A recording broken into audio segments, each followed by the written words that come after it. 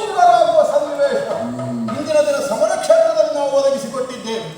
ಆದರೆ ಕೇವಲ ಕೈಕಡಕ ಕಾಣಿಸಬೇಕಾದದ್ದಲ್ಲ, ನಿರ್ಣಾಯಕವಾದಂತಹ ಯುದ್ಧವನ್ನು ಮಾಡಬೇಕಾದಂತಹ ಅವಸರವನ್ನು ಮನಗಂಡಿದ್ದೇನೆ. ಮಕ್ಕಳಿಗೆ ಆಳಕ್ಕೆ ಕೈಯಿಡಿಸಿ ನೋಡೋಣ.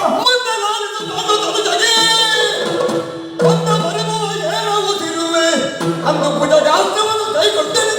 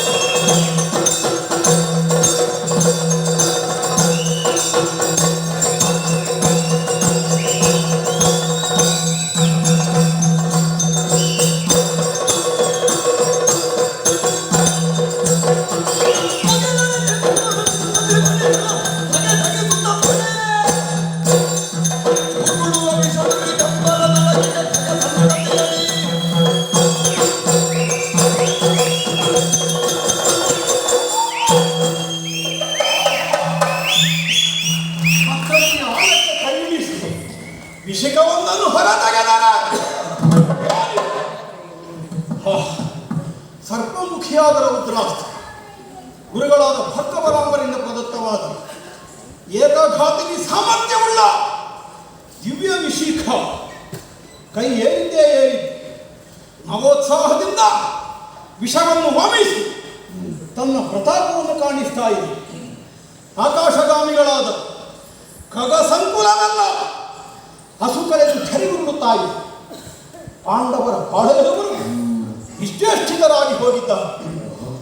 ನಮ್ಮವರ ಜಯಕಾರ ಉತ್ಸಾಹವನ್ನು ವೃದ್ಧಿಗೊಳಿಸ್ತಾ ಇದೆ. ಉಘೆ ಸುಯೋಧನನ ಭಾಗ್ಯಾಕಾಶದ ಮಾರ್ತಾಂಡನಂತೆ ಇಂದಿನ ದಿನ ನನ್ನ ಕೈಯೇರಿದ ಸರಳು ಈ ಭಾವದಿಂದ ಪ್ರತಿಯೊಬ್ಬರು ಸುಯೋಧನನಿಗೆ ಗೆಲುವು ಒದಗಿದೆ ಅನ್ನುವ ಹರ್ಷವನ್ನು ಪ್ರಕಟಿಸ್ತಾ ಇದ್ದಾನೆ. ಸರಿಯಾಗಿ ಪ್ರಯೋಗಿಸೋಣ ಈ ನಿರ್ಣಯದಿಂದ. ಎಲ್ಲಿಗೆ ಗುರಿ ಯೋಚಿಸಿದೆ. ಅರ್ಜುನನ ಕಂಠನಾಳಕ್ಕೆ ಸರಿಯಾಗಿ ಗುರಿ ಹಿಡಿದು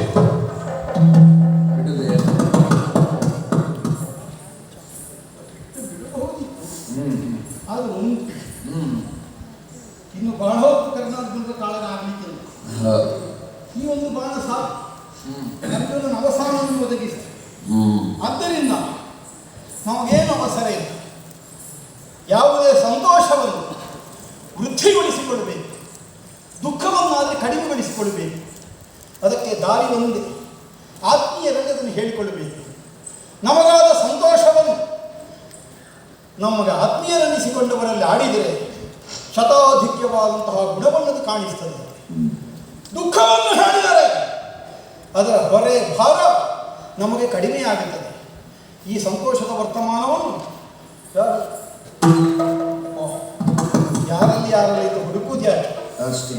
ನಮ್ಮ ಮೇಲೆ ಪ್ರೀತಿ ಇರಿಸಿ ಸುಯೋಧನ ಕೇಳಿಕೆಯನ್ನು ಮನ್ನಿಸಿ ನಮಗೆ ಸೂತರಾಗಿ ಒದಗಿ ಬಂದ ಭೂಪತಿ ಇದ್ದಾನೆ. ಅವನನ್ನೇ ಕೇಳಿ ಏನು ಸಾರಥಿ ಏನು ಸಾರಥಿ ಸರಳು ಪಾಂಡವ ಸೇನೆಯನ್ನು ಗೆಲ್ಲಬಹುದೇ? ಪಾಂಡವ ಸೇನೆಯನ್ನು ಗೆಲ್ಲಬಹುದೇ? ಗೆಲ್ಲಬಹುದೇ? ಬಂಧನ ಮಾಲಿನಿಗೆ ವೈಧವ್ಯ ಭಿಕ್ಷಾವಿದೆಯ ಕೊಡಬಹುದೇ?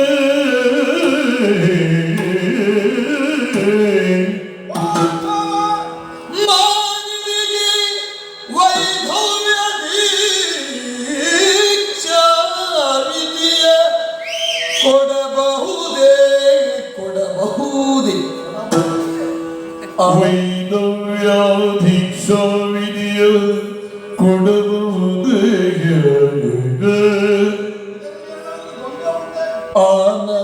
ಆನನಮ್ಮವರುಂಟೆ ನಿನಗಿದು ಸಾನುರಾಗವೇ?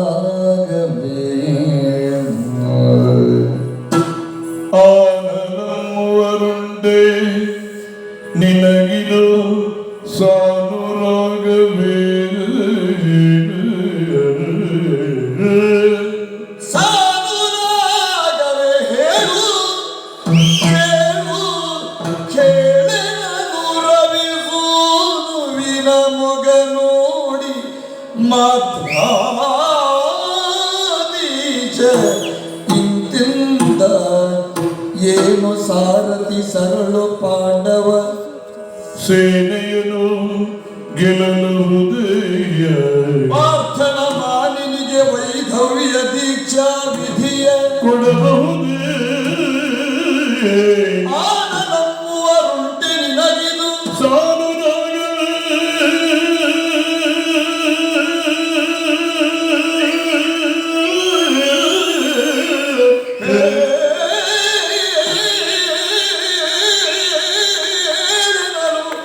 ರವಿತೂನುವಿನ ಮೊಗ ನೋಡಿ ಮಾದ್ರಾದೀಶಂತಿಂದ ರವಿ ಸೋನುವಿನ ಮಗ ನೋಡಿ ಮಾತ್ರ ಎಂದೆಂದು ಏನೋ ಸಾರಥಿ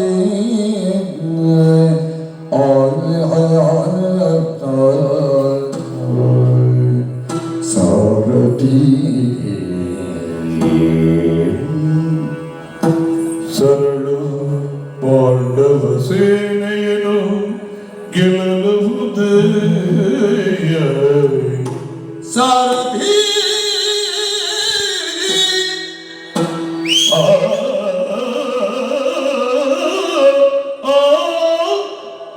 ಆ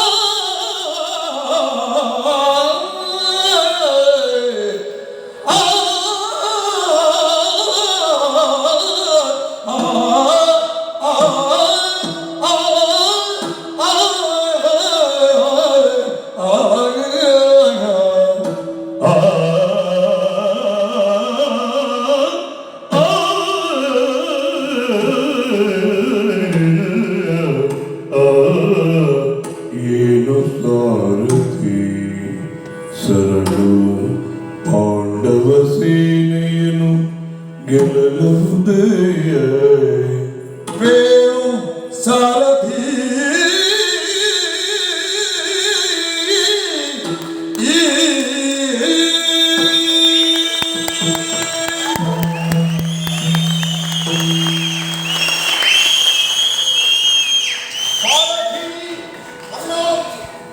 ಮಾನವನ ಬದುಕಿನಲ್ಲಿ ಆಕಸ್ಮಿಕಗಳು ಅನಿರೀಕ್ಷಿತವಾದಂತಹ ಸನ್ನಿವೇಶಗಳು ಆಗೊಮ್ಮೆ ಈಗೊಮ್ಮೆ ಬರುವುದು ಸಹಜವಾಗಿ ಮುಗಿದೇ ಹೋಯಿತು ಅನ್ನು ಹಾಗೆ ನಾವು ಭಾವಿಸುವಷ್ಟರಲ್ಲಿ ಮತ್ತೊಂದು ಕಡೆ ಪ್ರಾರಂಭ ಮಾನವನ ಬದುಕೇ ಹಾಗೆ ಇನ್ನೇನು ಸುಯೋಧನನ ಸೌಭಾಗ್ಯವೇ ಖುಷಿ ಗೆಲುವನ್ನು ಕಾಣುವಂತಹ ಅವಕಾಶವೇ ಅವನ ಬದುಕಿಗಿಲ್ಲ ಈ ಭಾವವನ್ನು ಇಂದು ಮಧ್ಯಾಹ್ನದ ತನಕವೂ ನಮ್ಮವರು ಹೊಂದುವಂತಹ ಸ್ಥಿತಿ ಆಗಿಬಿಟ್ಟಿದೆ ಆದರೆ ಇಂದಿನ ದಿನ ನಿನ್ನ ಸುತತ್ವದಲ್ಲಿ ನಾನು ತೋರಿಸಿದಂತಹ ಸಮರಗಳನ್ನು ಕಂಡ ನಮ್ಮವರ ಅನೇಕರಲ್ಲಿ ಮತ್ತೆ ವಿಶ್ವಾಸ ಗರಿಗೆದಲ್ಲಿ ನಿಂತಿದೆ ನಿಜ ಹಂತ ಹಂತಕ್ಕೆ ಜಯದ ಮುಖ ಮಾಡಿ ಸಾಗುತ್ತಿರುವ ನಮ್ಮ ಯುದ್ಧ ಕ್ರಮವನ್ನು ನೋಡಿ ನಮ್ಮವರ ಅತ್ಯುತ್ಸಾಹದಿಂದ ಅನುಕೂಲರಾಗಿ ಬದುಕುವುದಕ್ಕೆ ಮುಂದಾಗಿದ್ದಾರೆ ಇದು ಅದಕ್ಕೆ ಉಪವಿಟ್ಟ ಹಾಗೆ ಮತ್ತೊಂದು ಸನ್ನಿವೇಶವನ್ನು ಗಮನಿಸಿದೆ ಕೈಯಲ್ಲಿರುವಂತಹ ಒಂದು ಸರ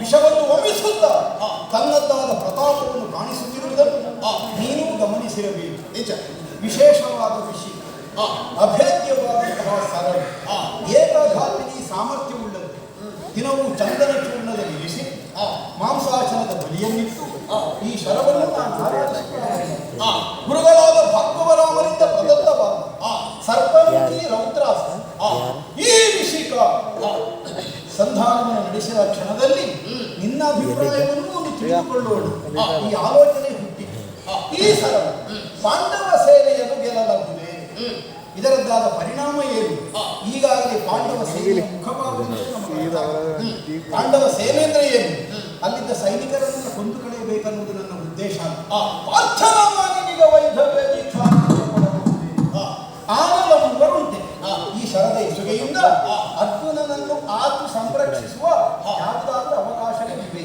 ಅಷ್ಟಕ್ಕೂ ನಿನಗಿದು ಸಾಂಗ ನೋಡಿದನು ಕಲಿಸಲ್ಯ ಮನದಲ್ಲಿ ಮಾಡಿದನು ಬರುಷರದು ಬಾಯವ ನೋಡಿದನು ಕಲಿಸಲ್ಯ ಮನದಲ್ಲಿ ಮಾಡಿದನು ಬರುಷರದು ಬಾಯವ ಬಾಳು ತಪ್ಪಿದೆ ಮುತ್ತ ಕರ್ಣಗಳಿಂದ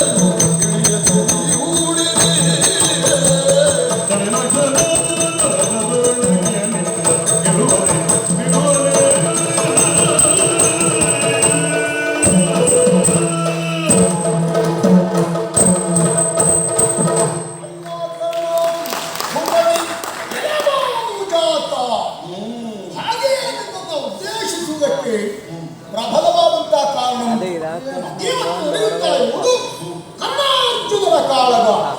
ನಿಜವಾಗಿ ಇಲ್ಲಿಯವರೆಗೆ ನಡೆದಿರುವ ಹೋರಾಟಗಳಲ್ಲಿ ಇವತ್ತಿನ ನಿರೀಕ್ಷೆ ಬಹುಶಃ ಯಾವ ದಿವಸದಲ್ಲಿಯೂ ಇರಲಿಲ್ಲವೋ ಏನು. ಅದಕ್ಕೆ ಕಾರಣ ಪಥದ್ವೇಷಿಗಳು ಬಯಲು ಹೋರಾಟಗಳಲ್ಲಿ ಸೆಣಸಾಡುತ್ತಾ ಇದ್ದಾರೆ. ಕೆಲವು ಯಾರಿಗೆ ಎನ್ನುವಂತಹ ಕುತೂಹಲ. ಆದ್ದರಿಂದಲೇ ನಿನ್ನ ಕುರಿತಾಗಿ ಬಹಳ ನಿರೀಕ್ಷೆಯಿಂದ ಮಾತ್ರ ಅಲ್ಲ, ಇವತ್ತು ನಾವು ಪಡೆಯಲೇಬೇಕಾದಂತಹ ಗೆಲುವಿನ ಕುರಿತಾದಂತಹ ಬದ್ಧತೆಯನ್ನು ಲಕ್ಷ್ಯದಲ್ಲಿರಿಸಿ ನಿನ್ನನ್ನು ಭಾನುಜಾತ ಎನ್ನುವುದಾಗಿ ಕರೆದಿದ್ದೇನೆ. ಅಂದರೆ ಆ ಸೂರ್ಯನಿಗೆ ಮಕ್ಕಳು ಭಯರು, ಹೆಸರಿಗೆ ಬಂದವರು, ಒಬ್ಬ ಯಮ, ಇನ್ನೊಬ್ಬ ಶನಿ. ಈಗ ನನ್ನನ್ನು ಎರಡೂ ಆಗಬೇಕು. ಯಾರಿಗೆ? ನಮಗಲ್ಲ. ನಿನ್ನ ವಿರೋಧಿಯಾಗಿರುವಂತಹ ಅರ್ಜುನನಿಗೆ ಇಲ್ಲಿಯವರೆಗೆ ನೀನು ಶನಿಯಾಗಿಯೇ ಕಾಡಿದವರು. ಪಾಪ ಧರ್ಮರಾನಿಗೆ ನಿದ್ದೆ ಬರ್ತಿರಲಿಲ್ಲ ಅಂತ ನನ್ನ ಹೆಸರಿಗೆ. ಅಲ್ಲವೇ? ಹಾಗಾದ್ರೆ ನೀನು ನಿಜವಾದ ಅರ್ಥದಲ್ಲಿ ಪಾಂಡವರ ಬದುಕಿನಲ್ಲಿ ಶನಿಯಾಗಿಯೇ ಕಂಗೊಳಿಸಿದವ. ಈ ದಿವಸ ಹಾಗಲ್ಲ, ಪ್ರತ್ಯಕ್ಷ ಯಮನಾಗಿ ವಿಜೃಂಭಿಸಬೇಕು ಅರ್ಜುನನಿಗೆ ಎನ್ನುವ ನೆಲೆಯಲ್ಲಿ ನಿನ್ನನ್ನು ಭಾನುಜಾತ ಎನ್ನುವುದಾಗಿ ಕರೆದಿದ್ದೇನೆ. ನಿರೀಕ್ಷೆ ಒಳ್ಳೆ. ಇಲ್ಲಿಯವರೆಗೆ ನೀವು ಅರ್ಜುನನಿಗೂ ನಡೆದಿರುವಂತಹ ಹೋರಾಟದಲ್ಲಿ ಯಾರು ಗೆಲುವನ್ನು ಪಡೆಯುತ್ತಾರೆ ಎನ್ನುವುದಕ್ಕೆ ನಿರ್ದಿಷ್ಟವಾದಂತಹ ಉತ್ತರ ನಮಗೆ ಸಿಗಲಿಲ್ಲ. ಈಗ ವೀರಾವೇಶದಿಂದ ಬಾಣ ಪ್ರಯೋಗಿಸುವುದಕ್ಕೆ ಮುಂದಾಗಿರುವಂತಹ ನಿಮ್ಮಿಂದ ನಾವು ಗೆಲುವಿನ ನಿರೀಕ್ಷೆಯಲ್ಲಿರುವಾಗ ನನ್ನನ್ನು ಹತ್ತಿರಕ್ಕೆ ಕರೆದು ಇದರ ಪರಿಣಾಮಗಳ ಪ್ರತೀಕ್ಷೆಯ ಉತ್ತರವನ್ನು ನೀನು ನಿರೀಕ್ಷೆ ಮಾಡ್ತಾ ಇದ್ದೀಯ. ಹಾಗಾಗಿ ಸರಿಯಾಗಿ ನೋಡಿದೆ. ಅಸ್ತ್ರವನ್ನು ಪ್ರಯೋಗಿಸುವುದಕ್ಕಾಗಿ ಸನ್ನದ್ಧನಾಗಿರುವಂತಹ ನಿನ್ನ ನಿಲುವಿನಲ್ಲಿ ಬದ್ಧತೆ ಇದ್ದರೂ ಸಹ ಆ ಬರಬೇಕಾದಂತಹ ಗೆಲುವಿನ ಸಿದ್ಧತೆ ಸಾಕಾಗಲಿಲ್ವೋ ಎನ್ನುವಂತಹ ಸಂಶಯ. ಅಂದರೆ ಈ ಶಸ್ತ್ರದ ನೆಲೆಯನ್ನ, ಮುಂದೆ ಆಗಬಹುದಾದಂತಹ ಪರಿಣಾಮವನ್ನ ಸರಿಯಾಗಿ ಅರ್ಥ ಮಾಡಿಕೊಳ್ಳದೆ ನೀನು ಹೂಡಿದ್ದೀಯ ಎನ್ನುವುದಕ್ಕೆ ಅನುಮಾನವೇ ಇಲ್ಲ. ಲಕ್ಷ್ಯ ಭೇದನದಲ್ಲಿ ನಮ್ಮ ಪಾಳಯದಲ್ಲೇ ನನ್ನಷ್ಟು ಪರಿಣತರಿಲ್ಲ ಅಂತ ಮೊನ್ನೆ ದ್ರೋಣಾಚಾರ್ಯರೇ ನನ್ನ ಬಗ್ಗೆ ಹೇಳಿ, ನಾವು ಅದನ್ನು ಪ್ರಾಮಾಣಿಕವಾಗಿ ಒಪ್ಪಿಕೊಂಡಿದ್ದೇವೆ. ಸರಿಯಾಗಲಿಲ್ಲ. ಯಾಕೆ ಆಗಲಿಲ್ಲ? ಆ ಕಡೆಯಲ್ಲಿ ನೋಡಿ, ವಿರೋಧಿಯಾಗಿರುವಂತಹ ಅರ್ಜುನನ ರಥದಲ್ಲಿ ಅರ್ಜುನನ ಸಾರಥಿಯಾಗಿ ಕಂಗೊಳಿಸುತ್ತಾ ಇರುವವ ಆ ನಳಿನಾಕ್ಷ ಕೃಷ್ಣ ಅಲ್ಲಿರುವಲ್ಲಿಯವರೆಗೆ ನೀನು ಸುಲಭದಲ್ಲಿ ಗೆಲ್ಲುವುದಕ್ಕೆ ಬಿಡ್ತಾನೆ ಎನ್ನುವುದಾಗಿ ಭಾವಿಸಿದೆಯಾ? ಸರಿ, ತನ್ನ ರಥಿಕನನ್ನು ಉಳಿಸಿಕೊಳ್ಳಬೇಕಾದದ್ದು ಸಾರಥಿಯ ಹೊಣೆ ಅಲ್ಲವೇ? ಹಾಗಾಗಿ ನೀನೀಗ ಗೆಲುವನ್ನು ಪಡೆಯಬೇಕು ಎಂಬ ಉದ್ದೇಶದಿಂದ ಬಾಣ ಪ್ರಯೋಗಿಸಿದ್ರೆ ಅಲ್ಲಿರುವಂತಹ ಕೃಷ್ಣ ತನ್ನ ಚಮತ್ಕೃತಿಯಿಂದ ಏನು ಮಾಡ್ತಾನೆ? ಕೊರಳಿಗೆ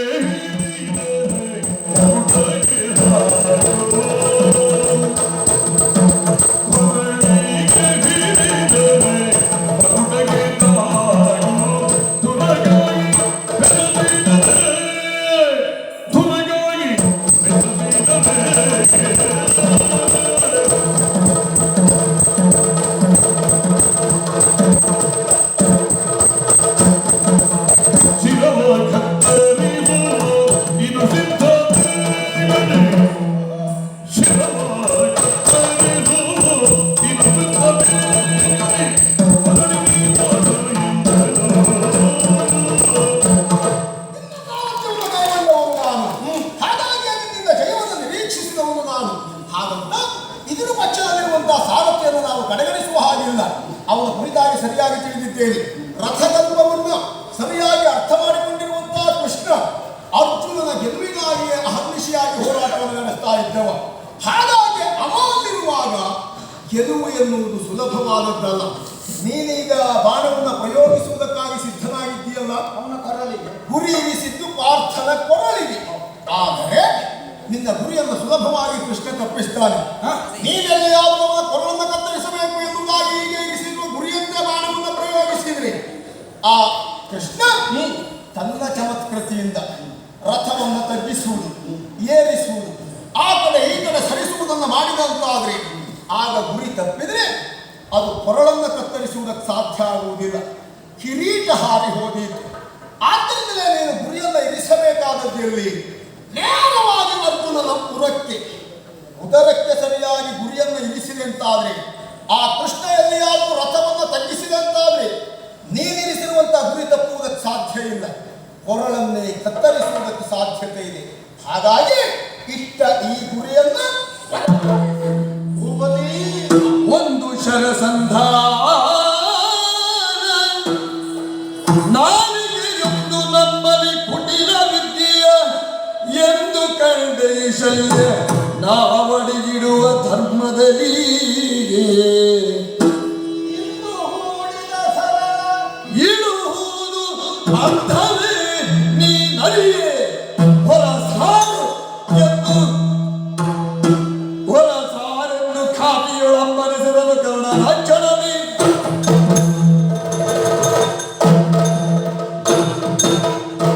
ಭೂಪತಿ ಅತ್ಯುತ್ಸಾಹದಿಂದ ಸಿದ್ಧನಾಗಿದ್ದೆ. ನನ್ನ ಉತ್ಸಾಹ ಎಲ್ಲ ಜರ್ರನೇ ಹಿಡಿದು ಹೋಯಿತು. ನೀನಾಡಿದಂತಹ ಮಾತನ್ನು ಕೇಳಿದ ಕ್ಷಣಕ್ಕೆ ಅರ್ಜುನನ ಸಂಹಾರ ಆಗಿಯೇ ಸಿದ್ಧ. ಈ ನಿರ್ಣಯಕ್ಕೆ ನಾನು ಬಂದರೆ ತಪ್ಪಿ ಹೋಗಬಹುದಾದ ಸಾಧ್ಯತೆಯನ್ನು ನೀನು ಸ್ಪಷ್ಟವಾಗಿ ಆಡಿ ತೋರಿಸಿ. ನಿನ್ನ ಸೂಚನೆಯನ್ನು ಅಲ್ಲಗಳೆಯುವುದಕ್ಕಿಂತ ಕೇವಲ ಸೂತತ್ವವನ್ನು ಮಾತ್ರ ನೀನು ಬಲ್ಲವನು. ಮಹಾರಥಿಯಾಗಿ ಸಮರ ಕ್ಷೇತ್ರದಲ್ಲಿ ಹೋರಾಡುವ ಯೋಗ್ಯತೆಯನ್ನು ಹೊಂದಿದನು. ಆದ್ದರಿಂದಲೇ ನೀನಾಡಿದಂತಹ ವಾಕ್ಯಗಳಲ್ಲಿ ನನಗೇನು ಅಪನಂಬಿಕೆ ಇಲ್ಲ. ನೀನಾಡಿದ್ದು ಸರಿ, ಆದರೆ ನನಗೆ ವಿಷಾದ ಯಾಕೆ? ಏನೋ ನಿನ್ನಲ್ಲಿ ಕೇಳುವ ಸಂಧಾನ ಪೂರ್ವದಲ್ಲೇ ನಿನ್ನನ್ನು ಪ್ರಶ್ನಿಸುತ್ತಿದ್ದಾರೆ. ಎಷ್ಟು ದೊಡ್ಡ ಪ್ರಯೋಜನ ಆಗುತ್ತಿತ್ತು. ಈಗ ಗುರಿ ಇಟ್ಟಾಗಿ ಹೋಗಿದೆ. ಸಂಧಾನ ನಡೆಸಿದ ಮೇಲೆ ಮತ್ತೊಮ್ಮೆ ಗುರಿ ಬದಲಿಸುವುದಕ್ಕೆ ಸಾಧ್ಯವಿಲ್ಲ. ಯಾಕೆ?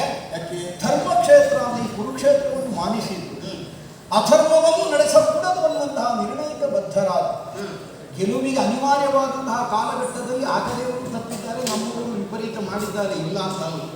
ಆದರೆ ಈ ತನಕ ಅಂತಹ ಮೋಸದ ಯುದ್ಧ, ಹಿಂಬದಿಯ ಹೊಡೆತ, ತಂತ್ರಗಾರಿಕೆಯ ವ್ಯವಹಾರ ಇದೆಲ್ಲ ಮಾಡಿ ನೋಡಿ ಆಯಿತು. ಗೆಲುವನ್ನು ಕಂಡುಕೊಳ್ಳುವುದಕ್ಕೆ ಸಾಧ್ಯವಾಗಲಿಲ್ಲ. ಇವತ್ತನ್ನು ನಾನು ನಿರ್ಣಯಕ್ಕೆ ಬಂದಿದ್ದೇನೆ. ಸಮರ ವ್ಯಾಪಾರ ಅನ್ನುವುದು ಕ್ಷತ್ರಿಯ ಧರ್ಮವನ್ನು ಅಂಗೀಕರಿಸಿ ವ್ಯವಹರಿಸುವವನಿಗೆ ಯುದ್ಧದಷ್ಟೇ ಪಾವಿತ್ರ್ಯವನ್ನು ಹೊಂದಿದೆ. ಯಜ್ಞಕ್ಕೊಬ್ಬಾತ ಯಜಮಾನ ಸಂಕಲ್ಪವನ್ನು ಹೊಂದಿದರೆ ಯಾವ ಕಾರಣಕ್ಕೂ ಮಧ್ಯದಲ್ಲಿ ವ್ಯತ್ಯಾಸವಾಗುವುದಕ್ಕಿಲ್ವಲ್ಲ. ಅಲ್ಲ, ಧನುಸ್ಸನ್ನು ಪುರುಷನೆಂದು, ನಾವೀ ಬಂದವನ್ನು ಹೆಣ್ಣೆಂದು, ಅದಕ್ಕೆ ಶರಸಂಧಾನ ನಡೆಸಿದಂತಹ ಪ್ರಕ್ರಿಯೆಯನ್ನು ಗರ್ಭಾಧಾರದ ಕ್ರಿಯೆಯನ್ನು ಶಾಸ್ತ್ರವೇತ್ತರು ಆಡಿದರು. ತೆಗೆದಿದ್ದ ಅಂಬುವಿನ ಬಗೆ ಬೇರಾಗಿಸಲಾಗದು, ಮೂಲೆಯ ಗರ್ಭವ ಗುಟ್ಟಿನ ಔಷಧಿಯೋಳು ಜಾರಿಸಲಾಗದು. ಪತಿವ್ರತೆಯಾದಂತಹ ತನ್ನ ಸತಿಗೆ ಋತುಸ್ನಾತೆಯಾದ ಪ್ರಶಸ್ತ ಕಾಲದಲ್ಲಿ ಸದ್ಗೃಹಸ್ಥನಾದ ಗರ್ಭಾಧಾನವನ್ನು ಎಸಗಿದರೆ ಎಷ್ಟು ಪುಣ್ಯವನ್ನು ನಾವು ಕಂಡುಕೊಳ್ತೇವೆಯೋ, ತದ್ರೀತಿಯಲ್ಲಿ ಯೋಧನಾದವನಿಗೆ ಯುದ್ಧ ಭೂಮಿಯಲ್ಲಿ ಶರಸಂಧಾನವನ್ನು ನಡೆಸುವಂತಹ ಪ್ರಕ್ರಿಯೆಯಿಂದ ಗೌರವ ಭಾವದಿಂದ ನಾವು ಇದನ್ನು ಅಂಗೀಕರಿಸಿದ್ದೇ ನಿಜವಾದ. ಅದಕ್ಕೆ ತಪ್ಪುವುದಕ್ಕುಂಟೆ ಒಂದು ಶರಸಂಧಾನ, ನಾಲ್ಗೆ ಒಂದು ಅಂದ್ರೆ ಮಾತೊಂದು ಉಂಟಂತೆ. ಇರಿಸುವಂತಹ ಹೆಜ್ಜೆಯಲ್ಲಿ ಕುಟಿಲತನ ಇಲ್ಲ, ಕಂಡೇ ಅಲ್ಲ. ಇಂದು ಸೂರ್ಯೋದಯಕ್ಕೆ ನನಗೆ ಸೂತನಾಗಿ ನೀನು ಒದಗಿ ಬಂದಿದ್ದಿ. ಅಲ್ಲಿಂದ ಈ ತನಕ ಯುದ್ಧ ಕ್ರಮವನ್ನು ಅತಿಕ್ರಮಿಸಿದ ಒಂದೇ ಒಂದು ಹೋರಾಟವನ್ನಾದರೂ ನಾನು ಮಾಡಿದನು. ಯುದ್ಧದಲ್ಲಿ ಸೋತು ಧರೆಗೊರಗಿದವರ ಕುತ್ತಿಗೆಗೆ ಕತ್ತಿ ಎತ್ತುವ ಕಾಲಕ್ಕೆ ನೀನೇ ಎಚ್ಚರಿಸಿದೆ. ಸಲ್ಲದು, ಆ ಕಾಲಕ್ಕೆ ನಾನೇ ಬಿಟ್ಟು ಬಿಟ್ಟಿದ್ದೇನೆ. ಹಾಗಿದ್ರೆ ಅರ್ಥ ಏನು? ಒಟ್ಟು ಸೋತು ಸಿಕ್ಕಿದ್ರು ಅನ್ನುವುದಕ್ಕಾಗಿ ನೀತಿ ತಪ್ಪಿದ ವ್ಯವಹಾರ ಅಲ್ಲ. ಮುಂದಿನ ಕರ್ಣನನ್ನು ನೀನು ಅಡಿಯೇ ತಪ್ಪು ಮಾಡಿ ಗೆಲ್ಲಬೇಕು ಅನ್ನುವ ಯೋಚನೆ ಇಲ್ಲ. ಅದಕ್ಕಾಗಿ ಈ ವಿಷಯದಿಂದ ನೀನು ಸ್ವಲ್ಪ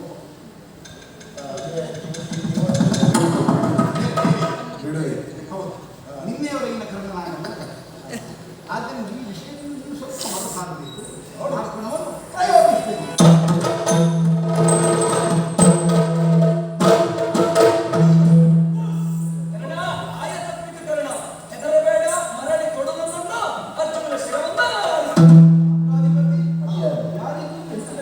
ಅದೇ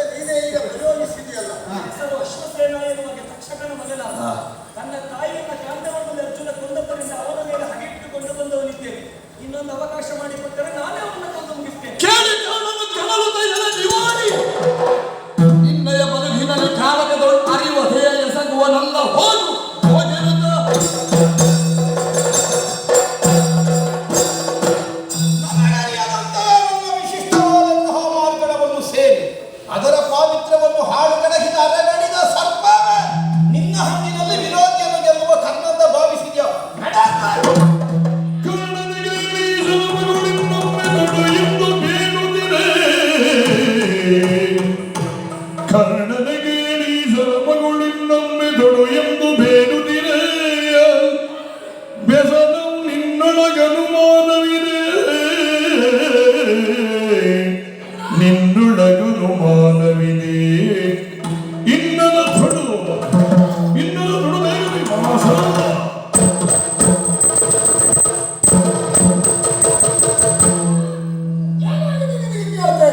ಅಲ್ಲದೆ ಇದ್ರೆ ನೀನು ಮಾಡಬೇಕಾದಂತಹ ಕಾರ್ಯದ ಕುರಿತಾಗಿ ನಿನ್ನ ಒಂದು ರೀತಿಯಲ್ಲಿ ಸಹಕಾರ್ಯ ಎಂಬಂತೆ ಬರುವ ಆ ಶರ ಮತ್ತೆ ಪುನಃ ತನ್ನನ್ನು ತೊಡು ಎನ್ನುವುದಾಗಿ ಒತ್ತಾಯಿಸುತ್ತಾ ಇದ್ದಾಗಲೂ ಸಹ ನೀನದನ್ನು ತಿರಸ್ಕಾರ ಮಾಡ್ತಾ ಇದ್ದೀಯಲ್ಲ, ಆಶ್ಚರ್ಯ ಆಗುತ್ತಾ ಇದೆ. ಅರ್ಜುನನನ್ನ ಕೊಲ್ಲುವುದೇ ನಿನ್ನ ಪರಮಲಕ್ಷ್ಯ ಜಗಮಲಕ್ಷ್ಯ ಎನ್ನುವ ರೀತಿಯಲ್ಲಿ ಹೋರಾಟ ಕಣದಲ್ಲಿ ವಿಜೃಂಭಿಸುತ್ತಾ ಇದ್ದವನು ನೀನು. ಈ ದಿವಸ ಹೋರಾಟ ಕಣದಲ್ಲಿ ಅರ್ಜುನನ ಸಾವು ಖಂಡಿತ ನಿಶ್ಚಯ ಎನ್ನುವುದಾಗಿ ನಾವೆಲ್ಲ ನಿರ್ಧರಿಸಿದವರು. ಅಪೂರ್ವವಾದಂಥ ಅವಕಾಶವನ್ನು ತಾನಾಗೆ ಕೈ ಚೆಲ್ತಾನೆ ಒಬ್ಬ ಅಂತಂತಾದ್ರೆ ಅಂಥವನ್ನ ಶತಮಾರ್ಗ ಎನ್ನುವುದಾಗಿ ಕರೀಬೇಕು. ಅಲ್ಲ, ನನಗೆ ನಿನ್ನ ಬಗ್ಗೆ ಈಗ ಅನುಮಾನ ಆಗ್ತಾ ಉಂಟು. ಆ ಅರ್ಜುನನನ್ನ ಕೊಲ್ಲುವುದಕ್ಕಾಗಿ ಆ ಶರ ಅಷ್ಟೆಲ್ಲ ಕೇಳುತ್ತಾ ಇದ್ದು ಸಹ ಆಗದು ಎನ್ನುವುದಾಗಿ ಹೇಳ್ತಾ ಇದೆಯಲ್ಲ, ಏನು ನಿನ್ನ ಉದ್ದೇಶ? ಅಪ್ಪನ ಕುಸಿದರು ದೊಡ್ಡ ಶರದ ತೊಡೆಗೆ.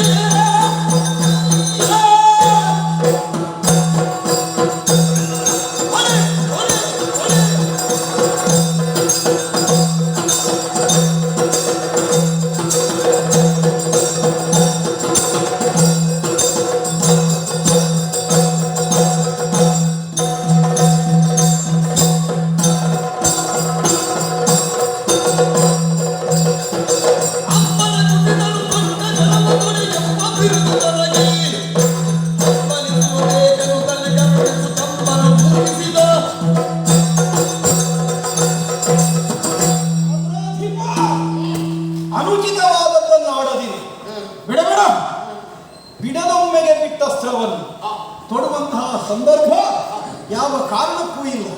ಅಂಬರವೇ ಕುಸಿದರು, ನಿತ್ತ ನೆಲವೇ ಪಾಯ್ತರಲು ಮುಂದಿದರು. ತೊಟ್ಟ ಶರವನ್ನು ತೊಡುವಂತಹ ಪ್ರವೃತ್ತಿ ಕರ್ಣನದ್ದಲ್ಲ. ದುರ್ಬಲ ನನ್ನ ಶರದ ಮಾಹಾತ್ಮ್ಯವನ್ನು ಕೆಡಿಸಿ ಅದರಿಂದ ಆಗುವಂತಹ ಕೆಲಸವನ್ನು ತಪ್ಪಿಸಿದ ಈ ನಿವಾಳಿ ನನ್ನ ದೌರ್ಬಲ್ಯವನ್ನು ತಾನೇ ಹೇಳಿಕೊಂಡಿದೆ. ಅಂತವನನ್ನು ಹಿಡಿದಾಗಬೇಕಾಗುತ್ತಿಲ್ಲ.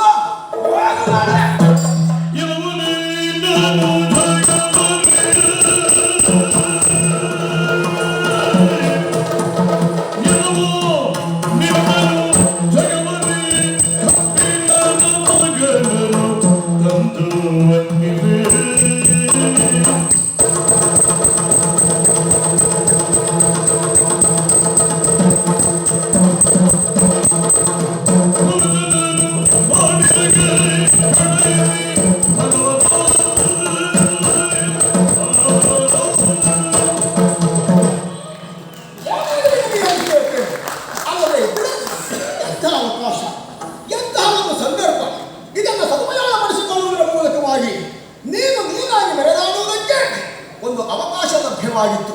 ಆದರೆ ನಾನು ಆಲೋಚಿಸಬೇಕಾದದ್ದು ನೀನು ನಿನ್ನನ್ನೇ ಮರೆತ ಹಾಗಿದೆ ಅಲ್ಲ, ನಿನ್ನ ಬೆಳವಣಿಗೆಯನ್ನು ನಿನ್ನ ಅಸ್ತಿತ್ವವನ್ನು ನೀನು ಮರೆತ ಹಾಗಿದೆ. ಎಲ್ಲರೂ ನಿನ್ನನ್ನು ಹೀಗಳೆಯುತ್ತಾ ಇದ್ದರು, ಎಲ್ಲರೂ ನಿನ್ನನ್ನು ತಿರಸ್ಕರಿಸುತ್ತಾ ಇದ್ದರು. ಈ ಪ್ರಪಂಚದಲ್ಲಿ ನಿನಗೊಂದು ವ್ಯಕ್ತಿತ್ವ ಅಸ್ತಿತ್ವ ಎನ್ನುವುದಿಲ್ಲದೆ ಪ್ರತಿಭೆ ಇದ್ದರೂ ಅವಕಾಶ ವಂಚಿತನಾಗಿ ನೀನು ಮೂಲೆ ಗುಂಪಾಗಿಯೇ ಇದ್ದವನಾಗಿದ್ದೆ. ಅಂತಹ ನಿನ್ನ ಸೂಕ್ತವಾದಂತಹ ಪ್ರತಿಭೆಯನ್ನು ಗಮನಿಸಿ, ನಿನ್ನಲ್ಲಿರುವಂತಹ ಸಾಮರ್ಥ್ಯವನ್ನು ಗಮನಿಸಿ, ಎಂಥವನೊಬ್ಬ ಸಾಮರ್ಥ್ಯವಂತ ಎಂಬುದನ್ನು ಗುರುತಿಸಿದ್ದಿದ್ರೆ ಅದು ದೊರೆಯಾದಂತಹ ಗೌರವದ ದೊಡ್ಡ ಗುಣ. ಸಾಮಾನ್ಯರಲ್ಲಿ ಸಾಮಾನ್ಯನಾಗಿರುವಂತಹ ನಿನ್ನನ್ನು ಕರೆತಂದ, ಹೆಚ್ಚಾನು ತನ್ನ ಆತ್ಮೀಯರಲ್ಲಿ ಆತ್ಮೀಯನಾಗಿ ನಿನ್ನನ್ನು ನೋಡಿಕೊಂಡ. ಯಾವ ಸಮಾಜ ನಿನ್ನನ್ನು ಕಡೆಗಣಿಸಿ ನೀನು ಸೋತ ಎನ್ನುವುದಾಗಿ ಹೇಳುತ್ತಾ ಇತ್ತು, ಅಂಥವರೆಲ್ಲರೂ ಮೂಗಿನ ಮೇಲೆ ಬೆರಳಿಟ್ಟು ಆಶ್ಚರ್ಯಚಕಿತರಾಗುವ ಹಾಗೆ ಅಂಗದೇಶದ ಅಧಿಪತಿತ್ವವನ್ನು ನಿನ್ನ ಪಾಲಿಗೆ ಕರುಣಿಸಿದ. ಹಾಗಾದರೆ ಎಲ್ಲಿಯೋ ಮರೆಯಾಗಿ ಹೋಗಬೇಕಾದಂತಹ ನಿನಗೆ ಯಾವ ಮರೆಯಲಾಗದೇ ಇರುವಂತಹ ಒಂದು ವಿಶಿಷ್ಟವಾದಂತಹ ಸ್ಥಾನಾಪನ್ನತೆ ಬಂದದ್ದಿದ್ರೆ ಅದು ಕೌರವೇಶ್ವರನ ಔದಾರ್ಯದ ಭಿಕ್ಷೆ ಎನ್ನುವುದನ್ನು ಮರೆಯಬೇಡ. ಆ ಕೌರವದಿಂದಲಾಗಿಯೇ ನೀನು ಈ ಲೋಕಮುಖದಲ್ಲಿ ಕರ್ಮನಾಗಿ ವಿಜೃಂಭಿಸುವುದಕ್ಕೆ ಸಾಧ್ಯವಾದದ್ದು. ಅಂತಹ ನಿನಗೆ ಈಗ ಬಂದಿರುವಂತಹ ಅವಕಾಶ ಒಂದರಿಂದ ಕೌರವನ ಅತಿಶಯವಾದಂತಹ ಆಶಯವನ್ನು ಈಡೇರಿಸುವುದಕ್ಕೆ ಸೂಕ್ತವಾದ ಮಾತನಾಡುವಂತಹ ವೇದಿಕೆಯನ್ನು ನಿರ್ಮಾಣ ಆದಾಗಲೂ ಅದನ್ನು ಸದುಪಯೋಗಪಡಿಸಿಕೊಳ್ಳುವುದಕ್ಕೆ ಸಿದ್ಧರಾಗ್ತಾ ಇಲ್ಲ ಅಂತಾರೆ.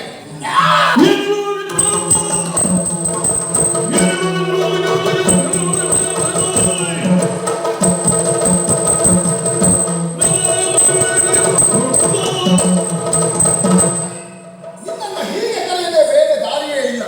ಈ ಪ್ರಪಂಚದಲ್ಲಿ ಯಾವ ಪಾಪಕ್ಕಾದರೂ ಪ್ರಾಯಶ್ಚಿತ್ತ ಎನ್ನುವುದನ್ನು ಶಾಸ್ತ್ರಕಾರ ಗುರುತಿಸಿದ್ದಾನೆ. ಆದರೆ ಪ್ರಾಯಶ್ಚಿತ್ತವೇ ಇಲ್ಲದೆ ಇರುವಂತಹ ಪಾಪ ಯಾವುದು ಕೇಳಿದ್ರೆ ಕೃತಜ್ಞತೆ. ನೀನು ಅದನ್ನು ಮಾಡ್ತಾ ಇದ್ದೀಯ. ಈಗ ಆ ಗೌರವೇಶ್ವರನ ಔದಾರ್ಯದ ನೆರಳಿನಲ್ಲಿ ಬದುಕನ್ನು ಕಟ್ಟಿಕೊಂಡಿರುವಂತಹ ನೀನೇ ಎನ್ನುವುದನ್ನು ಮರೆಯಬೇಕಿತ್ತು. ನಿನ್ನ ಅಸ್ತಿತ್ವ, ನಿನ್ನ ವ್ಯಕ್ತಿತ್ವ, ನಿನ್ನ ಜೀವನ ಎನ್ನುವುದು ಕೌರವನಿಗೆ ಮೀಸಲಾಗಿರಿಸಿರಬೇಕಿತ್ತು. ಹಾಗೆ ಮಾಡದೆ ಈ ದಿವಸ ಆ ಕೌರವ ನಿನ್ನ ಮೇಲೆ ಇರಿಸಿರುವಂತಹ ವಿಶ್ವಾಸಕ್ಕೆ ಘಾತುಕತನವನ್ನು ಮಾಡ್ತಾ ಇದ್ದೀಯ. ಈ ನೆಲ ನಿನ್ನನ್ನು ಹೊರುವುದಕ್ಕೆ ಸಾಧ್ಯವೇ? ಅಥವಾ ಪುಣ್ಯಭೂಮಿಯಾದಂತಹ ಈ ಭೂಮಿಯಲ್ಲಿ ನಿನ್ನಂತಹ ಪಾಪಿಗಳು ಇರುವುದಕ್ಕೆ ಸಾಧ್ಯವೇ? ಬಂದಿರುವಂತಹ ಅವಕಾಶವನ್ನು ಕಾಲದಿಂದ ಯಾಕೆ ಹೇಗೆ ಮಾಡಿದೆ ಹೇಳ ಭೂಪತಿ? ಮಾತಿಗಿತ್ತೇನೋ ಭಾಷೆಯೇನೋ, ಮಾತೆಗಿತ್ತೇನೋ ಭಾಷೆಯೇನೋ, ತವ ಜಾತರೊಳಗೈವರನು ರಣದಲ್ಲಿ ಘಾತಿಸದೆ ನಾ ಕಾಯುವಿನಿಂದ ಮಾತಿಗೋಸುಗವೇ. ಸೋತವನು ತಾನೀಗ ಪಾರ್ಥನ ಖಾತಿ ಗೊತ್ತಿಸಿ ಕಳೆವೆ ತನುವನು ಭೀತಿ ಬೇರಿಲ್ಲ, ಎನಗೆ ಭೀತಿ ಬೇರಿಲ್ಲ. ಮಾತಿಗಿತ್ತೇನೋ ಭಾಷೆಯ ಅಯ್ಯ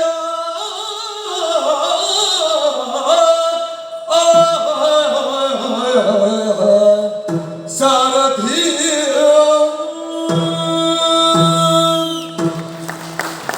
ಭೂಪತಿ, ನಿನ್ನಂತೆಯೇ ಪ್ರತಿಪಾದಿಸಿದ್ದೆ, ವಾದಿಸಿದ್ದೆ. ಅನ್ನ ಕೊಟ್ಟಂತಹ ಒಡೆಯನಿಗಿಂತ ಹೆಚ್ಚಿನದ್ದು ಯಾವುದೂ ಅಲ್ಲ ಈ ಪ್ರಪಂಚದಲ್ಲಿ ಅಂತ ಸಮರ್ಥಿಸಿದ್ದೆ. ಆದರೆ ಅದೇ ವಾಕ್ಯಗಳು ಈಗ ನನ್ನ ಮುಂಭಾಗದಲ್ಲಿ ನಿನ್ನ ಬಾಯಿಯಿಂದ ನನಗೆ ವಿರೋಧವಾಗಿ ಕೇಳಬೇಕಾದಂತಹ ಅನ್ನವಿತ್ತವನಿಗೆ ಎದುರು ಮಾಡಬಾರದು. ಹೌದು. ಉಂಡವನಿಗೆ ದ್ರೋಹ ಬಗೆಯಕೂಡದು. ಆಗದು. ರಕ್ಷಿಸಿದ ದಾತಾರನಿಗೆ ಕೇಡು ಮಾಡಕೂಡದು. ಸ್ವಾಮಿ ದ್ರೋಹ ಮಾಡಕೂಡದು. ಇದೆಲ್ಲ ಯಾಕೆ ಹೇಳಿ? ಅವರಲ್ಲಿ ನಾವು ದೇವರನ್ನು ಹೌದು, ಹಾಗೆ ಇರಬೇಕಿತ್ತು ಅಲ್ವ? ನಮಗೆ ಆಪತ್ತಿನ ಕಾಲದಲ್ಲಿ ಯಾವನು ಆಶ್ರಯ ಕೊಡ್ತಾನೆ, ನಮಗೆ ಯಾವನು ಕರೆದು ವಿದ್ಯೋಪದೇಶವನ್ನು ಮಾಡ್ತಾನೆ, ನಮ್ಮನ್ನು ಯಾರು ಆರ್ಥತೆಯಿಂದ ಸಂರಕ್ಷಿಸ್ತಾನೆ, ಅವರೆಲ್ಲ ನಮಗೆ ದೇವತಾ ಸಮಾನರಾಗಿ ನಾವು ಅವರನ್ನು ಕಾಣಬೇಕು. ಹೆತ್ತ ತಂದೆ, ಜನ್ಮ ಕೊಟ್ಟ ತಂದೆ, ಹೆತ್ತ ತಾಯಿ, ಇವರೆಲ್ಲ ನಮಗೆ ದೇವತಾ ಸ್ವರೂಪಿ. ಆಶ್ರಯವಾದ ಶಾಸ್ತ್ರ ಹೇಳುವುದೇ ಅದನ್ನು. ಮಾತೃದೇವೋ ಭವ, ಪಿತೃದೇವೋ ಭವ, ಆಚಾರ್ಯ ದೇವೋ ಭವ. ಅವರನ್ನೆಲ್ಲ ದೇವರಾಗಿ ನಾವು ಕಾಣಬೇಕು, ಅಥವಾ ಅವರು ದೇವರಾಗಿ ನಮಗೆ ಒದಗಿ ಇಂತಹ ಒಂದು ಮಂಗಲಾತ್ಮಕವಾದಂತಹ ಹಾರೈಕೆಯನ್ನು ಅಂತರಂಗದಲ್ಲಿ ನಾವು ಸದಾಕಾಲ ತುಂಬಿರಬೇಕಾಗಿದೆ. ನೀನು ಹೇಳಿದಿ, ಪ್ರಯೋಗಿಸು ಮತ್ತೊಮ್ಮೆ. ಹೌದು, ನೀನು ಹೇಳಿದ್ದಿ ಅನ್ನುವುದಕ್ಕಾಗಿ ಆದರೂ ಪ್ರಯೋಗಿಸಬಹುದಿತ್ತು. ನನ್ನ ಮಾತು ಕೇಳಿದರೆ ಯಾವ ಕಾರಣವೂ ಇಲ್ಲ, ಅದರಿಂದ ಯಾವ ಪ್ರಯೋಜನವೂ ಇಲ್ಲ. ಇವತ್ತು ಒಂದು ದಿವಸದ ಮಟ್ಟಿಗೆ ನನ್ನ ಮಾತು ಕೇಳಬಹುದು. ಯಾಕೆಂದ್ರೆ ನೀನು ನನ್ನ ಸಾರಥಿ, ನಿಜವಾಗಿ ಸೂತತ್ವ ಮಾಡಬೇಕಾದವ ಅಲ್ಲ, ಆದರೂ ಒಪ್ಪಿ ಬಂದಿಲ್ಲ. ಈ ಒಂದು ದಾಕ್ಷಿಣ್ಯ ಅಲ್ವ? ನಮ್ಮ ನಮ್ಮ ಸ್ಥಾನಮಾನದ ಒಂದು ಹೊಣೆಗಾರಿಕೆಯಾಗಿತ್ತು. ಹೌದಾ? ನಮ್ಮ ಸ್ಥಾನಕ್ಕೊಂದು ಗೌರವ ಕೊಟ್ಟಾದ್ರೂ ನನ್ನ ಮಾತು ಕೇಳಬೇಕಿತ್ತು ನೀವು. ಹೌದಪ್ಪ. ಈಗ ನಿನ್ನೆ ರಾತ್ರಿ ಇಡೀ ನಿದ್ದೆ ಬಿಟ್ಟು ನಿನ್ನ ಕಾಲು ಹಿಡಿದು ಪಾಪ ಅವನಲ್ಲ, ಅವನು ನಿದ್ದೆ ಬಿಡುದು ಅವನು ಪ್ರಾರಬ್ಧ ಬಿಟ್ಟು ಅದಲ್ಲ ಪೂರ್ತಿ ನೀವು ನಿದ್ದೆ ಬಿಟ್ಟದ್ದು. ಹೌದು, ಅವನು ಬಿಟ್ಟದ್ದು, ಅವನಿದ್ದೆ ಬಿಟ್ಟದ್ದು ಮತ್ತೊಂದು 4 ಜನರಿಗೆ ನಿದ್ರೆ ಬಿಡಿಸ್ತಾನೆ ಅಂತೇಳಿ. ಅಂತೂ ಅವನದ್ದಾದಂತಹ ನಿರ್ಬಂಧಕ್ಕೋ ಒತ್ತಾಯಕ್ಕೋ ಅವನ ಕುರಿತಾಗಿ ಅನುಗ್ರಹದಿಂದ ಒಪ್ಪಿ ನೀನು ಬಂದಿದ್ದೆ. ಒಪ್ಪಿದ್ದೆ. ಈ ಒಂದು ದಾಕ್ಷಿಣ್ಯಕ್ಕಾದರೂ ಅಶ್ವಸೇನವನ್ನು ಮತ್ತೊಮ್ಮೆ ಪ್ರಯೋಗಿಸಬಹುದಿತ್ತು. ಸುಲಭದ ಅವಕಾಶ ಇತ್ತು. ಇಲ್ಲದಿದ್ರೆ ಅವನ ದುರ್ಬಲನೆ, ಅವನಿಂದ ಅರ್ಜುನನ್ನು ಕೊಲ್ಲಿಕ್ಕಾಗಿದ್ರೆ ಅವನೇ ಕೊಲ್ಲುವುದಿಲ್ಲ. ಹಾಗೆ ಆಗುವುದಿದ್ರೆ ಅವನಿಂದ ಬತ್ತಳಿಕೆ ಅಂತ ಹೇಳುವುದೇ. ಈಗ ನನ್ನ ಹಂಗಿನಲ್ಲಿ ಅವನಿಗೆ ಹೊಡೆದಾಟಬೇಕಾಗಿದೆ ಅಷ್ಟೇ ಇರು, ಅದಕ್ಕೆ ಬೇಕಾಗಿ ಬಂದದ್ದು. ಆದ್ದರಿಂದ ಅವನ ಪ್ರಾಬಲ್ಯವನ್ನು ಗಮನಿಸಿ ಅಲ್ಲ, ನಿನ್ನ ಹೇಳಿಕೆಯನ್ನಾದರೂ ಒಪ್ಪಿ ಬಿಡಬಹುದಿತ್ತು. ಆದರೆ ಬಿಟ್ಟ ಬಾಣವನ್ನು ಮತ್ತೆ ಬಿಡಲಾರೆ. ಈ ನಿರ್ಣಯವನ್ನು ನಾನು ತಡೆಯುವುದಕ್ಕೆ ಕಾರಣವಾದದ್ದು ಅಮ್ಮನಿಗಿದ್ದಂತಹ ವಚನ ಬಂದಿದೆ. ಹೌದು. ಓ, ನನ್ನ ಹೆತ್ತ ತಾಯಿಗೆ ನಾನು ಮಾತು ಕೊಟ್ಟೆ. ಏನು ಮಾಡೋಣ?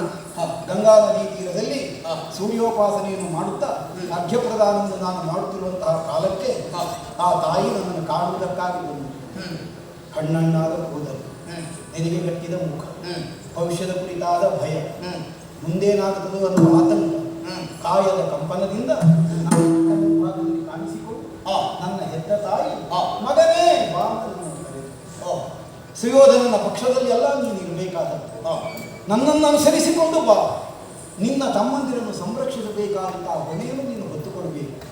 ಹೀಗೆ ಹೇಳಿದ ಕಾಲಕ್ಕೆ ನೀನೀಗ ಹೇಳಿದ್ದನ್ನೆಲ್ಲ ಅಲ್ಲಿ ನಾನು ಹೇಳಿದ್ದೆ.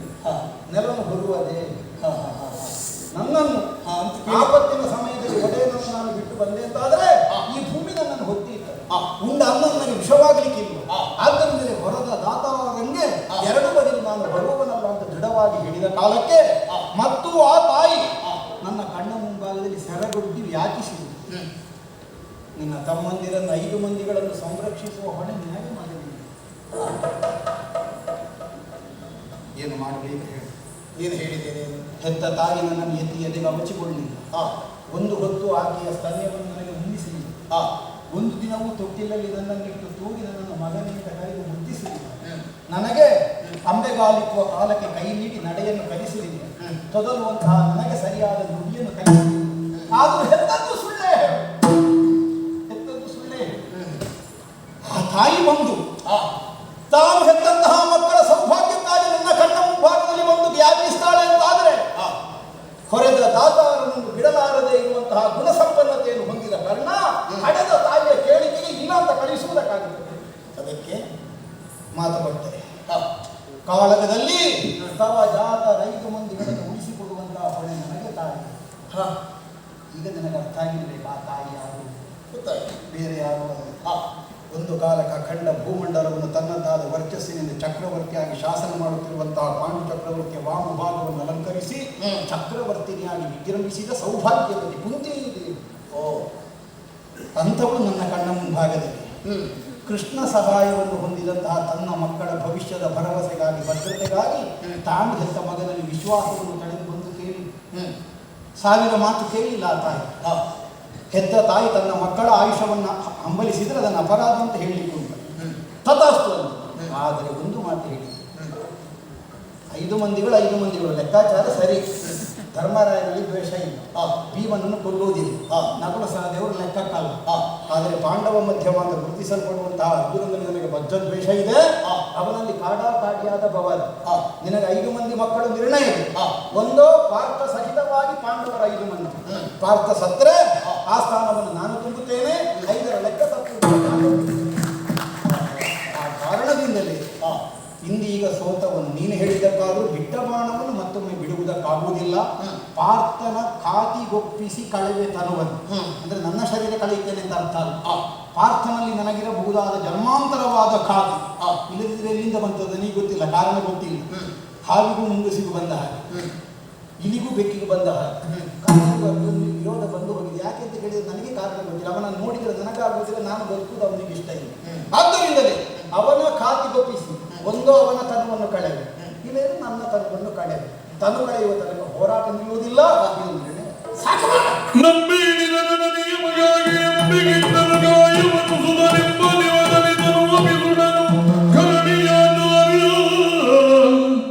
ಅಂದು ಬೆಸನವ ಬೇಡಿದರೆ ತೊಡೆ ನಿಮ್ಮ ಮೂವರ ನಂಬಿ ಗೌರವ ಕೆಟ್ಟ ಅಗಡಗಡ ಅಗಡಗಡ.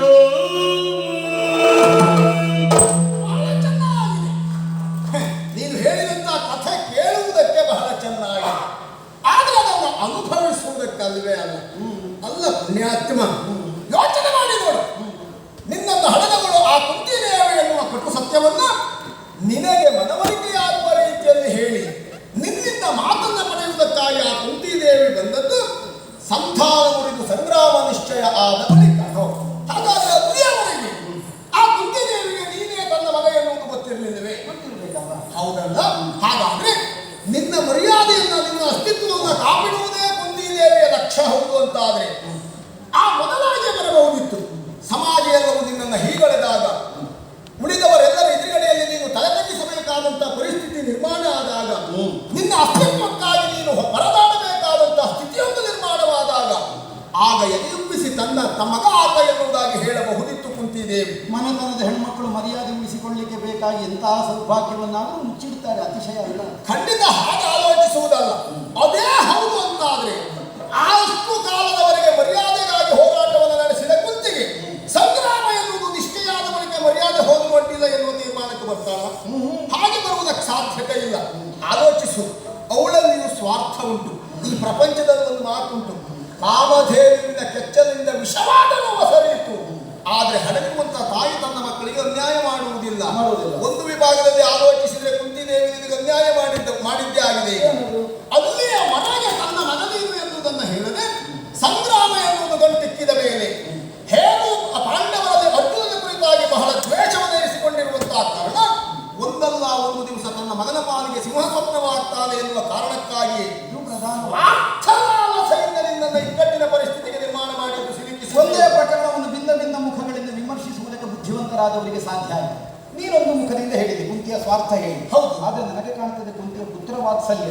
ಇಷ್ಟರ ತನಕ ಯಾಕೆ ಹೇಳಲಿಲ್ಲ? ಹೇಳುವುದರಿಂದ ದೊಡ್ಡ ಲಾಭವೂ ಇಲ್ಲ, ಹೇಳದೇ ಇದ್ದರಿಂದ ಬಹಳ ದೊಡ್ಡ ನಷ್ಟವೂ ಇಲ್ಲ. ಆ ಕಾರಣಕ್ಕೆ ಹೇಳಲಿಲ್ಲ. ಬಹುಶಃ ಪರೀಕ್ಷಾ ರಂಗದಲ್ಲಿ ಯಾರೋ ಒಂದು ತಂದೆ ತಾಯಿಗಳು ಅಂತ ಕೇಳುವ ಕಾಲಕ್ಕೆ ಸತ್ಯ ಹೇಳಬಹುದಿತ್ತು, ಹೇಳಬೇಕಾದ್ರೆ ಅಂಗರಾಜ್ಯಾಭಿಷೇಕ. ಆದ್ದರಿಂದ ನಮಗೆ ಸ್ಥಾನಮಾನ ಸಿಕ್ಕಿ ಹೆತ್ತವರ ನೆಮ್ಮದಿಯಿಂದ ಅಲ್ಲಿರುವುದಾದ್ರೆ ಮತ್ತೆ ಗುಟ್ಟು ಹೇಳುವುದು ಯಾಕೆಂದ್ರೆ ಸುಮ್ಮಾಗಿರ್ಬೇಕು. ಸರಿ. ಅಥವಾ ಇಷ್ಟರ ತನಕ ಹೇಳದೇ ಇದ್ದದ್ದನ್ನು ಹಿಂಗ್ಯಾಕೆ ಹೇಳಿ? ಸಂಗ್ರಾಮ ನಿರ್ಣಯವಾದ ಮೇಲೆ ಯಾಕೆ ಹೇಳಿದ್ರು? ಕಾರಣ ಏನು? ಯುದ್ಧ ನಿರ್ಣಯ ಆಗಿ ಹೋಯಿತು. ಅಷ್ಟರ ತನಕ ಯುದ್ಧ ಆಗ್ತದೋ ಇಲ್ವೋ ಅನ್ನೋದು ಗೊತ್ತಿಲ್ಲ. ಪಾಂಡವ ದ್ವೇಷ ಇದ್ದದ್ದು ಹೌದು, ಆದ್ರೆ ತೀವ್ರವಾದಂತಹ ಮುಖಾಮುಖಿಯಾದ ಸ್ಪರ್ಧೆಯ ರಣಕ್ಷೇತ್ರವಾಗಿ ಒದಗಿದಂತಹ ಕಾಲದಲ್ಲಿ ತನ್ನ ಮಕ್ಕಳ ಪ್ರಾಣದ ಸಂಕಟಾರವನ್ನು ತಂದೊದಗಿಸ್ತದೆ ಅನ್ನುವಂತಹ ಆತಂಕದಿಂದಲೇ ಆ ತಾಯಿ ಬಂದದವಳ ಮಾತೃತ್ವದ ಮಿಡಿತದಿಂದಲೇ ಹೊರತು ಮೋಸ ಮಾಡಬೇಕನ್ನೋ ಉದ್ದೇಶ ಇಲ್ಲ ಅಂತ ನನಗರ್ಥ. ಹಾಗನ್ನ ಮಾತೃತ್ವದ ಮಿಡಿತದಿಂದಲೇ ಬಂದದ್ದು ಅಂತಾದ್ರೆ ನಿನ್ನೊಬ್ಬನಿಂದ ಮಾತನ್ನ ಪಡೆದ ಕ್ಷಣ ಯುದ್ಧ ಏನಿರ್ತದ? ಆ ಯುದ್ಧ ನಡೀತದೆ. ಅದಷ್ಟು ಗೊತ್ತಿದ್ದಾಗಲೂ ತನ್ನ ಸ್ವಾರ್ಥಕ್ಕಾಗಿ ತನ್ನ ಪ್ರಯೋಜನಕ್ಕಾಗಿ ಆ ಸಂದರ್ಭವನ್ನು ಕುಂತಿದೇವಿ ಬಳಸಿಕೊಂಡಿದ್ದಾಳೆ ಎನ್ನುವುದನ್ನು ನಾವು ಒಪ್ತೇವೆ ಬಿಟ್ಟರೆ ಮತ್ತೆ ಪುತ್ರ ವಾತ್ಸಲ್ಯದಿಂದ ಎನ್ನುವುದನ್ನು ನಾನಂತೂ ಒಪ್ಪುವುದಿಲ್ಲ. ಒಮ್ಮೆ ನೀನು ಒಪ್ಪಿದರೂ ಸಹ ನಿನ್ನದ್ದು ಅಕ್ಷಮ್ಯ ಅಪರಾಧವೇ ಆಗ್ತದೆ. ನಿನಗೆ ಯಾರು ಪ್ರತ್ಯೇಕವಾದಂತಹ ತಂದೆ, ಯಾರು ನಿನಗೆ ಮತ್ತೊಬ್ಬರು ತಾಯಿ ಎನ್ನುವುದಾಗಿ ಗುರುತಿಸುವುದಕ್ಕೆ ಯಾರು ಇಲ್ಲದೆ ಇರುವಂತಹ ಸಂದರ್ಭದಲ್ಲಿ ನಿನ್ನ ಪಾಲಿಗೆ ತಂದೆಯಾಗಿ ತಾಯಿಯಾಗಿ ಎಲ್ಲವೂ ಆಗಿ ನಿನ್ನ ಬದುಕಿನ ಸರ್ವಸ್ವವಾಗಿ ಕಂಗೊಳಿಸಿದ್ದಿದ್ರೆ ಅದು ಗೌರವೇಶ್ವರ ಮಾತ್ರ. ಹಾಗಾದರೆ ನಿನ್ನ ಅನವರತ ನಿತ್ಯಾಗಂಡಿನಲ್ಲಿಯೂ ನೀನು ನೆನಪಿಸಿಕೊಳ್ಳಬೇಕಾದದ್ದು, ಧ್ಯಾನಿಸಬೇಕಾದದ್ದು ನಿನ್ನ ಅಮ್ಮನನ್ನ ಅಲ್ಲ, ನಿನಗೊಂದು ಬದುಕನ್ನು ಕೊಟ್ಟಿರುವಂತಹ ಸುಯೋಧನದ ಕುರಿತಾಗಿ ಮಾಡಬೇಕಿತ್ತು. ಅದನ್ನು ಮಾಡಲಿಲ್ಲ. ಅಮ್ಮ ಎಂದಾಕ್ಷಣ ಹೇ ಅಂದೆ, ಭಾಷೆ ಕೊಡು ಎಂದಾಕ್ಷಣ ಹೂ ಅಂದೆ. ಇದರಿಂದ ಆದದ್ದೇನು? ನಾನು ನಿನ್ನ ಬಗ್ಗೆ ಆಲೋಚಿಸುವುದಲ್ಲ, ನಿಮ್ಮನ್ನೆಲ್ಲ ನಂಬಿಕೊಂಡು ನಾವು ಒಂದೊಂದು ಸಂಘಟನೆ ಮಾಡ್ತೇವೆ ನೋಡಿ. ನಾವೀಗ ಪಶ್ಚಾತ್ತಾಪ ಪಡಬೇಕಾಗಿದೆ. ಈಗ ನೀನು ಸಂಘಟನೆ ಮಾಡುವ ನೀವು ಹುಟ್ಟಿದ್ದೀಯ. ಅಲ್ಲಪ್ಪ, ನಾವು ಅಂತ ಹೇಳಿದ್ರೆ ನಾನು ಅಂತ ಬರಲಿಲ್ಲ, ಗೌರವವನ್ನು ಸೇರಿಸಿ ಹೇಳಿ. ನಾವು ಅದೇ ಪಕ್ಷ, ನಾವು ಅಂತ ನನ್ನನ್ನು ಸೇರಿಸಿ. ಹೌದು, ಪಕ್ಷ ನಿನಗೆ ಬೇರೆ ಎಲ್ಲ ಮಾತು ಕೊಟ್ಕೊಂಡು ನಿನ್ಗೆ ಒಂದು ಅದೇ ಪಕ್ಷ ಅಂತ ಹೇಳುವುದಾ? ಈಗ ನಾನು ಪಕ್ಷ ವಿರೋಧಿ ಚಟುವಟಿಕೆಯಲ್ಲಿ ಪಾಲ್ಗೊಂಡ ಆಗ ಕರ್ನಾಟಕ ಪ್ರಾರಂಭ ಆದ ಮೇಲೆ ಕಣ್ಣು ಬಿಟ್ಟು ನೋಡಿ ನಾನು ಮಾಡಿದ ಕೆಲಸ ಕಡಿಮೆ. ನೀನು ಕೆಲಸ ಮಾಡಿರ್ಬೋದು, ಕೆಲಸ ಎಷ್ಟು ಮಾಡಿದ್ದಾನೆ ಎನ್ನುವುದು ಪ್ರಯೋಜನ ಅಲ್ಲ, ಮಾಡಿದಷ್ಟು ಕೆಲಸ ಎಷ್ಟು ಪರಿಣಾಮ ಕೊಟ್ಟಿದೆ ಎನ್ನುವುದು ಪ್ರಯೋಜನ. ಮಾಡಿದ ಕೆಲಸ ಪರಿಣಾಮ ಕೊಡೋದು ನೀನು ಹೇಳುವುದಿಲ್ಲ. ಮತ್ತೆಂತದ್ದು? ನಾನು ಹೇಳಿದ ಹಾಗೆ ಮಾಡಲಿಲ್ಲ ಅಂತಾದ್ರೆ ಏನು ಪರಿಣಾಮ ಪ್ರಯೋಜನ ಕೊಟ್ಟ? ಈಗ ಬೇರೆ ಬಾಣ ಇಲ್ಲ, ಬೇರೆ ಮಾಡಿ ಕಥೆ ಬಿಡ. ನಾವೆಲ್ಲ ಈಗ ಆದದ್ದೇನು ಅಂತ ಕೇಳಿ, ಈ ಕೌರವನ ಪ್ರಾರಬ್ಧ ಪುಣ್ಯಾತ್ಮ, ಅವನ ಗ್ರಹಚಾರವೇ ಸರಿ ಇಲ್ಲ. ಅಲ್ಲದೆ ಈಗ ಕೌರವ ಅಲ್ಲದೆ ಇದ್ರೆ ಯೋಚನೆ ಮಾಡಿ. ಯಾರು ಸೇರಿದವರು ಅದು ನೀವೆಲ್ಲ ಒಟ್ಟಾಗಿ ಬಂದು ಬಿಡಿಸಿರ್ತೇನೆ. ಪ್ರಾರಂಭದಲ್ಲಿ ಯುದ್ಧ ಪ್ರಾರಂಭ ಆದ ಕ್ಷಣ ಅಜ್ಜ ಭೀಷ್ಮಾಚಾರ್ಯರು ಬಂದರು. 10 ದಿವಸಗಳ ಪರ್ಯಂತರವಾಗಿ ಹೋರಾಟವನ್ನು ನಡೆಸಿದರು. ಆಮೇಲೆ ಶರಶೈಲಿಯಲ್ಲಿ ಬರೆಯಿದರು. ಸೇನಾಧಿಪತಿತ್ವವನ್ನು ವಹಿಸಿಕೊಳ್ಳುವಾಗ ಅವರು ಘೋಷಣೆ ಮಾಡಿದ್ರಂತೆ, ದಿನವೊಂದಕ್ಕೆ 10,000 ಮಕುಟವರ್ಧನರ ತಲೆಯನ್ನು ಕತ್ತರಿಸ್ತೇನೆ. ಕೆಲಸಕ್ಕೆ ಬರದೆ ಇದು ಪ್ರತಿಜ್ಞೆ ಮಾಡಿ ಏನು ಪ್ರಯೋಜನ? ಆ ಪ್ರತಿಜ್ಞೆ ಮಾಡುವ ಬದಲು ಒಬ್ಬ ಪಾಂಡವನನ್ನು ಕೊಲ್ತೇನೆ ಎನ್ನುವುದಾಗಿ ಹೇಳಬಹುದಿತ್ತು. ಪ್ರತ್ಯೇಕ ಹೇಳಿದ್ರಂತೆ, ಆದರೂ ಪಾಂಡವರ ಮುಗಿಸೇನೆ ಅಲ್ವಾ? ಎಲ್ಲ ಒಂದೊಂದೊಂದೊಂದೊಂದು ಬೇಕಾದ ವ್ಯವಸ್ಥೆ ಮಾಡಿಕೊಂಡೇ ಬಂದವರೇ. ರಾಜ್ಯ ಅಲ್ವಾ? ಎರಡು ಕಡೆ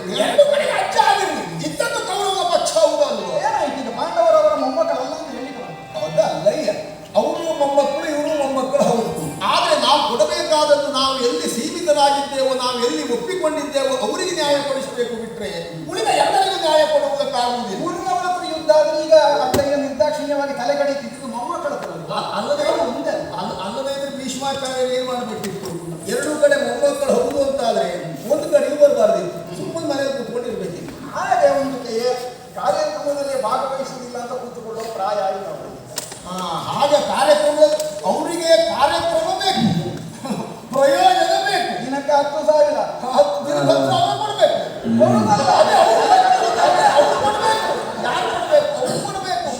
ಅಷ್ಟು ಮಾಡಿದ್ದಾರೆ. ಎಣ್ಣಿಗೆ ಕೊಡದವರಲ್ಲ ಅವರು. ನೋಡು, 10,000 ದಿನಕ್ಕೆ ಕಡಿದದ್ದು ತಮ್ಮ ಲೆಕ್ಕಕ್ಕಲ್ಲ. ಪಾಂಡವರನ್ನ ಸೋಲಿಸುವುದು ನಮಗೆ ಪ್ರಯೋಜನಕ್ಕೆ ಬರುವುದು ಬಿಡು. ಅವರಂತೂ ಆಮೇಲೆ ಶರಶೈಲಿಯಲ್ಲಿ ಕೊರಗಿದ್ರು. ಆಮೇಲೆ ದ್ರೋಣಾಚಾರ್ಯರು ಬಂದರು, ಎರಡನೇ ಆಚಾರ್ಯ ಅಲ್ಲವಾ, ಉಭಯಕುಲ ಬಿಲ್ಲೋಜರು. ಆಗ ಒಂದು ನಿರೀಕ್ಷೆ ಇತ್ತು, ಬಹುಶಃ ಭೀಷ್ಮಾಚಾರ್ಯರಿಂದ ಆಗದೇ ಇರುವಂತಹ ಗೆಲುವನ್ನ ದ್ರೋಣಾಚಾರ್ಯರು ಕೌರವೇಶ್ವರನಿಗೆ ಒದಗಿಸಿಕೊಡ್ತಾರೆ ಎಂಬುದಾಗಿ ಎಲ್ಲರೂ ಭಾವಿಸಿದ್ರು. ತನ್ನ ಮಗ ಅಶ್ವತ್ಥಾಮ ಚಿರಂಜೀವಿ ಎನ್ನುವುದು ದ್ರೋಣಾಚಾರ್ಯರಿಗೆ ಗೊತ್ತಿಲ್ವಾ?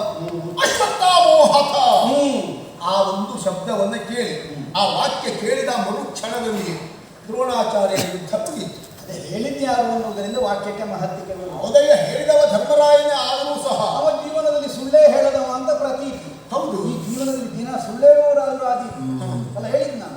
ಅವರ ಮಾತನ್ನು ಸುಳ್ಳು ಅಂತ ಬಿಟ್ಟು ಬಿಡ್ಲಿಕ್ಕಾಗ್ತದೆ. ದಿನ ಸತ್ಯ ಹೇಳಿ ಒಂದು ದಿವಸ ಸುಳ್ಳು ಹೇಳುವವರಿದ್ದಾರೆ, ಅವರು ಮಹಾಪಾಯಕಾರಿ. ಮತ್ತೆ ಅದೇ ಹೌದು ಅಂತಾದ್ರೆ ದ್ರೋಣಾಚಾರ್ಯರು ಸ್ವಲ್ಪ ಆಲೋಚನೆ ಮಾಡಬೇಕಿತ್ತು. ಇಲ್ಲಿಯವರೆಗೆ ಯಾವ ಕಾರಣಕ್ಕೂ ಸುಳ್ಳನ್ನೇ ಹೇಳದೇ ಇರುವಂತಹ ಧರ್ಮರಾಯನ ಬಾಯಿಂದ ಇಂಥ ಒಂದು ವಾಕ್ಯ ಬಂತು ಅಂತಾದ್ರೆ ಹೌದು ಅಲ್ವೋ ಅದು ಅನುಮಾನಕ್ಕಾಸ್ಪದ. ಅಷ್ಟು ಯೋಚಿಸುವಷ್ಟು ವ್ಯವಧಾನ ನಾನು ಅಂತಂದೆ ದ್ರೋಣಾಚಾರ್ಯರಿಗೆ. ಏನಾದ್ರು ಹೇಳಿದ್ರೆ ಹೌದೌದು, ಭೀಮಸೇನಲ್ಲಿ ಕೇಳಿದಂತೆ ಏನದು ಹೌದಾ, ನಾವು ಒತ್ತು ಕೊಟ್ಟಂತೆ. ಮತ್ತೆ ನಮ್ಮಣ್ಣ ಸುಳ್ಳಾಡ್ತಾನ ಅಷ್ಟು ಇನ್ನು ಕೈ ಕಲ್ಪಿ ನೋಡು, ನೀನು ಅವ್ರನ್ನೆಲ್ಲ ವಹಿಸ್ಕೊಂಡು ಮಾತಾಡಬೇಡ, ನಿನ್ನದ್ದು ಎಷ್ಟು ಅಷ್ಟೇ ಹೇಳಿ.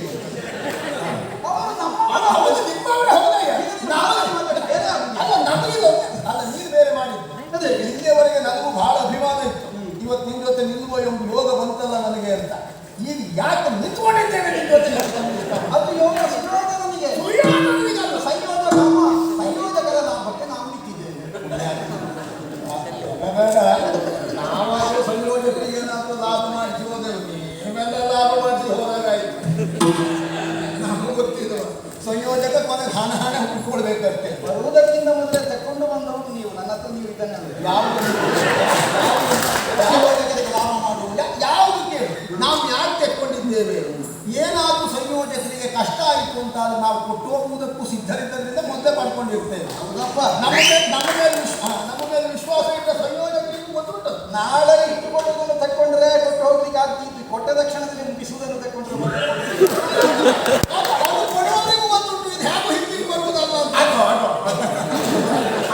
ಕೊಡುವುದು ಬೇರೆ, ಹಿಂತಿರುಗಿ ಹೋಗದೇ ಇರುವುದು ಬೇರೆ. ಸರಿ ಆಯ್ತು. ದ್ರೋಣಾಚಾರ್ಯರ ಪ್ರಕರಣ ಮುಗಿಯಿತು. ಈಗ ಬಂದವ ನಿನ್ನ ಮೇಲೆ ಬಹಳ ನಿರೀಕ್ಷೆ ಇತ್ತು. ಯಾಕೆಂದ್ರೆ ಸುಯೋಧನಿಗೂ ನಿನಗೂ ಇರುವಂತಹ ಒಂದು ಮೈತ್ರಿ, ಅಂತಹ ಒಂದು ಪ್ರಾಣ ಸ್ನೇಹಿತರು ನೀವು. ನಿನ್ನ ಪ್ರಾಣವನ್ನಾದರೂ ಪಣವನ್ನಾಗಿರಿಸಿ ಕೌರವನಿಗೆ ಜಯ ತಂದು ಕೊಡ್ತೀನಿ ಅಂತ ಮಾಡಿದರೆ ನೀನು ಇಲ್ಲಿ ಬರುವಾಗಲೇ ಅಮ್ಮನಿಗೆ ಮಾತನ್ನು ಕೊಟ್ಟು ಬಂದವರು. ಈಗ ಒಟ್ಟಾರೆ ಪ್ರಕರಣ ಏನಾಯಿತು? ಭೀಷ್ಮಾಚಾರ್ಯರು ಬಂದರು, ಒಂದು ಹೊಂಡ ತೋಡಿದರು. ದ್ರೋಣಾಚಾರ್ಯರು ಬಂದರು, ಆ ಹೊಂಡದಲ್ಲಿ ಕೌರವನನ್ನು ದೂಡಿದರು. ಈಗ ಮೂರನೆಯವರು ಶ್ರೀಯುತರು ತಾವು ಬಂದು ಮೇಲ್ಮಣ್ಣು ಮುಚ್ಚಿದರು. ನೀವು ಹೊಂಡ ತೋಡಿ ಮಣ್ಣು ಮುಚ್ಚಿದ್ರೆ ನಾನು ತುಳಸಿ ಗಿಡದಲ್ಲಿ ನಮ್ಮೇಲೆ ಹರಕೆ ಉಂಟ. ನಿಮ್ಮ ಮೂವರ ನಂಬಿ ಕೌರವ ಕೆಟ್ಟ ಏನಾಗಲಿ. ಪರಶುರಾಮನ ಮಾತಲ್ಲಿ ನನಗೆ ವಿಶ್ವಾಸ ಉಂಟು. ಮಾತ್ರ ಭೂಪತಿಯ ಸೂತತ್ವದಲ್ಲಿ ಒಂದು ದಿವಸಕ್ಕೆ ನಾನು ಅಜೇಯ ಅಂತ ಅವರು ಹೇಳಿದ್ದರಿಂದಲೇ ನಿನ್ನನ್ನು ಒಪ್ಪಿಸಿ ಕರ್ಕೊಂಡು ಬಂದರು. ನೀನು ಸೂರ್ಯಾಸ್ತಮಾನ ತನಕ ಸೂತತ್ವ ಮಾಡು, ನನಗೆ ನೀರು ಹೇಳ್ತಾ ಕೇಳ್ಕೊಂಡಿರ್ಲಿಲ್ಲ. ನಮಗೂ ಪ್ರತ್ಯೇಕವಾದಂತಹ ಸ್ಥಾನಮಾನ ಸ್ವಾಭಿಮಾನ ಎನ್ನುವುದುಂಟು. ನಾವೆಲ್ಲ ಒಂದು ಒಪ್ಕೊಳ್ಬೇಕಿದ್ರೆ ನಾನು ಒಪ್ಪಿದ್ದಿಲ್ಲ ಕೌರವನಲ್ಲಿ ಒಪ್ಪುವಾಗಲೇ ಕೌರವನಿಗೆ ಹೇಳಿದ್ದೇನೆ, ನಾನು ಕರ್ಣನಿಗೆ ಸೂತನಾಗಿ ಬರುವುದಕ್ಕೆ ತೊಂದರೆ ಇಲ್ಲ, ಆದರೆ ಯಾವುದೇ ಕಾರಣಕ್ಕೂ ನನ್ನ ಮಾತನ್ನ ಕರ್ಣ ಮೀರುವ ಹಾಗಿಲ್ಲ. ಎಲ್ಲಿಯಾದರೂ ನನ್ನ ಮಾತನ್ನ ವಿರೋಧಿಸಿದಂತಾದ್ರೆ ನಾವು ಅಲ್ಲಿಂದ ಹೊರಡುತ್ತೇವೆ. ನಮ್ದು ಮೊದಲೇ ಮಾತುಂಟು. ನನ್ನ ಸುಯೋಧನನ್ನೇ ಪ್ರಶ್ನಿಸುವುದಿಲ್ಲ ಅಲ್ಲ ಹೇಳಿದ್ರು. ಈಗ ಭೀಷ್ಮಾಚಾರ್ಯರ ಸೇನಾಧಿಪತ್ಯದಲ್ಲಿ ನನಗೆ ಶಸ್ತ್ರ ಸನ್ಯಾಸ ಹೇಳಿದೆ. ಯಾಕೆ ಕರ್ಣ ಶಸ್ತ್ರ ಸನ್ಯಾಸ ಅಂತ ಕೇಳಿದ್ದು ನಾವು. ನನ್ನನ್ನು ಅವನೇ ಪ್ರಶ್ನೆ ಮಾಡುವುದಿಲ್ಲ. ಅಂದ್ರೆ ನಾವು ಮಾಡೋದು ತಪ್ಪು ಅಂತ ಹೇಳಿದ್ ನಾನು. ನಾವೆಲ್ಲ ಯಾರು ಕೊಟ್ಟದ್ದನ್ನು ಆಡಳಿತ ನಡೆಸಿಕೊಂಡಿದ್ದದ್ದಲ್ಲ. ನಮ್ಮದೆಲ್ಲ ಸ್ವಂತ ಆಡಳಿತ, ಸ್ವಂತ ವ್ಯಕ್ತಿತ್ವ, ಸ್ವಂತ ವರ್ಚಸ್ಸು. ಗೌರವನಿಗೆ ನಿನ್ನ ಅನಿವಾರ್ಯತೆ ಇರಬಹುದು, ಅಗತ್ಯ ಇರಬಹುದು, ನೀನು ಹೇಳಿದ್ದನ್ನು ಕೇಳದೆ ಇರಬಹುದು. ನಮಗೆಲ್ಲ ಹಾಗಲ್ಲ. ನಾವು ಬರ್ತೇವೆ, ಬಂದ ಮೇಲೆ ನಾವು ಹೇಳಿದ ಹಾಗೆ ಆಗ್ಬೇಕು. ಈಗ ನಾನು ಹೇಳಿದ್ರೆ ಮಾಡ್ತೀವಿ ಅಲ್ಲ. ನೀನು ಹೇಳಿದಾಗೆ ಮಾಡುವುದಾದ್ರೆ ನಿನ್ನ ಜಾಗದಲ್ಲಿ ನಾನು ಇರ್ಬೇಕಿತ್ತು, ನನ್ನ ಜಾಗದಲ್ಲಿ ನೀನು ಇರ್ಬೇಕಿತ್ತು. ನಿನಗೆ ಗೊತ್ತಿಲ್ಲ. ಈಗ ನಿನ್ನ ಜಾಗದಲ್ಲಿ ಇರುವುದಕ್ಕೆ ನನಗೆ ಸಾಮರ್ಥ್ಯ ಇಲ್ಲ ಅಂತ ನಿನಗೆ ಅಲ್ಲ ನೀ ಹೇಳಿದ್ದ. ಅದು ನಾ ಸ್ಪಷ್ಟ ಮಾಡಬೇಕಲ್ಲ. ಆ ಜಾಗದ ಸಾಮರ್ಥ್ಯ ನನಗಿದ್ರು ಈ ಒಂದು ಬದಲಾವಣೆ ಏನು ಕೊಡ್ತದೆ ನೋಡೋಣ ಎನ್ನುವ ಕಾರಣಕ್ಕಾಗಿ ನಾವು ಇನ್ನೊಂದು ಸಾರಿ ಬನ್ನಿ ಆಚೆ ಇಷ್ಟರ ತನಕ ನನ್ನ ಯುದ್ಧಾರಂಭದಿಂದ 17 ದಿವಸ ನೀನು ಹೋರಾಟಕ್ಕೆ ಬಾರದೇ ಇದ್ದವನು ಬರಲಿಲ್ಲ. ಪ್ರತಿ ದಿವಸ ಹೋರಾಡಲಿಲ್ಲ. ಏನಾದರೂ ಶ್ರೀವರಲ್ಲಿ ಗೆಲುವು ತಂದು ಕೊಡ್ಲಿಕ್ಕೆ ಆಗಿದೆ. ಈಗ ಒಂದು ಬದಲಾವಣೆ ಮಾಡಿದ್ರೆ ಆಗ್ತದೆ ನೋಡುವಂತ ಒಂದು ಹೊಸ ಪ್ರಯೋಗ. ಅವನು ಪುಣ್ಯಾತ್ಮ ಬದಲಾವಣೆ ಮಾಡಿಕೊಂಡು ಇಬ್ಬರಲ್ಲೂ ಹೊಂದಾಣಿಕೆ ಆಗದೆ ಇದ್ರೆ ಜನಗಾಗಲಿ ಏನು ಪ್ರಯೋಜನ? ಗೌರವವನ್ನು ಮುಂದುವರಿಸಿ ನೀನು ನಾನು ಹೇಳಿದಾಗೆ ಕೇಳುವುದಿದ್ರೆ ಮಾತ್ರ ಯುದ್ಧ. ಅದು ತೆಗೆದು ಬಿಡು. ನೀನು ಹೇಳಿದ್ದನ್ನೆಲ್ಲ ಕೇಳುವುದಿಲ್ಲ ಅಂತ ನನ್ನ ಹಠ ಇಲ್ಲ. ನನಗೆ ಆಗದೇ ಇದ್ದದ್ದನ್ನು ಕೇಳುವುದಿಲ್ಲ ಅಂತ ಮಾತ್ರ. ಹೌದು, ಏನು ನಿನಗೆ ಆಗುವಂಥದ್ದು ಹೇಳ್ತೇನೆ ಅಂತ ಬರ್ಕೊಂಡು ನಾವು ಹೇಳಿದ್ದನ್ನು ಕೇಳುವುದಿದ್ರೆ ಮಾತ್ರ ಆಗಬೇಕು. ನಮಗೆಲ್ಲ ಒಪ್ಪಂದ ಬಂದ ಮೇಲೆ ಮತ್ತೆ ಬದಲಾವಣೆ ಇಲ್ಲ. ಈಗ ಆಗ್ತದೆ ಅದು ಇನ್ನು ಆಗುತ್ತದೆ ಏನು ಗೊತ್ತಿಲ್ಲ. ನೀನೇನು ನಿರ್ಣಯ ಅದು ಹಾಗಾದ್ರೆ ಒಂದು ಕೆಲಸ ನಾನು ಬಿಟ್ಟಾಗಿ ಹೋಗಿದೆ ಅಷ್ಟೇ. ಹಾಗಾದ್ರೆ ಒಂದು ಕೆಲಸ ಮಾಡ್ತೀನಿ. ನೀ ಇದ್ದಲ್ಲೇ ನಾವಿದ್ದಲ್ಲೇ ಇರ್ತೇವೆ.